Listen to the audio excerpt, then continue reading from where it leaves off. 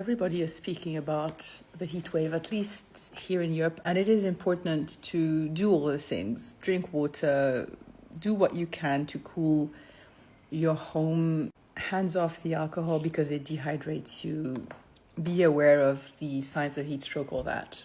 Okay. At the same time, a UN Commission of Inquiry has said that Israel deliberately targeted Palestinian children, resulting in genocide, crimes against humanity, and, of course, war crimes. Some people reacted to that by saying, finally, but as it turns out, the same commission had already said pretty much the same things last autumn already.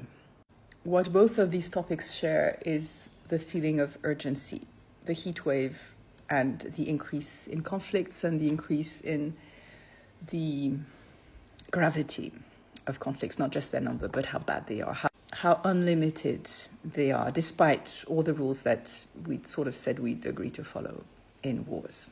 And because of this urgency, we don't necessarily notice that both may actually have a common root cause. We are not talking about climate change enough these days.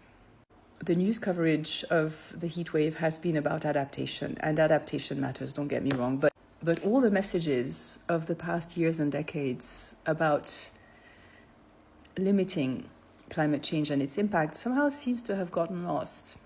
And that is very bad, because despite the fact that the effects of climate change are indeed upon us, it doesn't mean we can no longer do anything to limit them. We still need to limit our own carbon footprint. And above all, we still need to do everything we can to rein in corporations and what they are doing to our climate. And you see, this is one of the things with climate change. The effects, the nature of its effects are such that it's easy to lose sight of the forest for the trees. There will increasingly be more urgent things to talk about.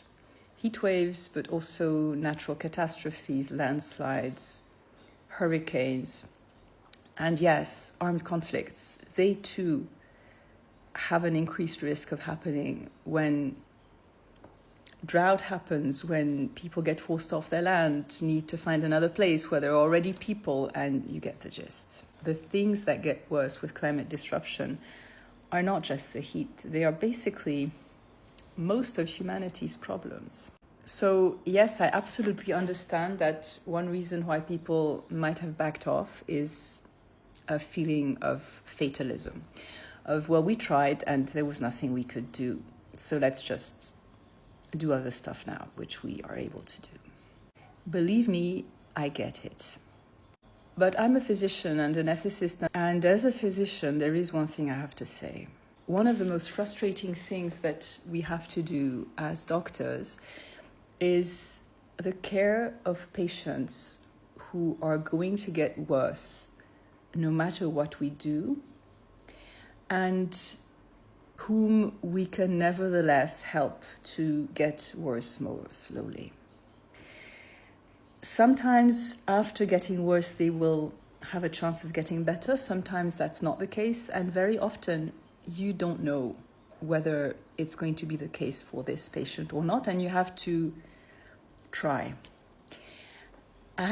Maybe a story will help. I distinctly remember a very nice, by the way, elderly lady. Her story was grim, but she was infectiously cheerful through the whole thing, which helped a lot, I have to say. And she had a condition that meant that she could not absorb food properly, but it was a potentially temporary condition. There was a way of treating her aggressively, but she had a high chance of dying from the aggressive treatment. Fortunately, there was also a much less aggressive way of treating her, where she stood a better chance. But with that less aggressive treatment, she would continue to deteriorate for 2 or 3 weeks before perhaps starting to get better. But she was old, she had little reserve, which meant that her getting worse actually meant that she might not have the energy to climb back out of the hole afterwards. So our work was cut out for us. We had to slow down her descent to make sure she got worse less than she would have without our help. That meant the disease would dig her into a less deep hole, out of which she might have a chance of climbing back out afterwards.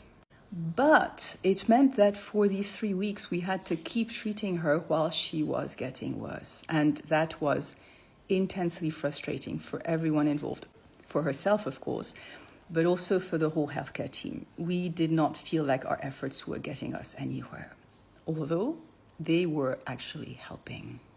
Today, the sickest patient is our ecosystem, and we too are in that position.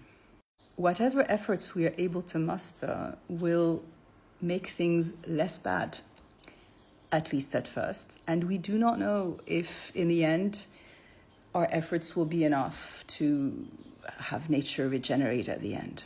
Thankfully, many parts of our ecosystem still do have a cheerful disposition. Listen to the bird out there. But the fact that we may not be able to see an improvement happen quickly should not prevent us from giving it our best efforts, because these efforts continue to matter. Yeah.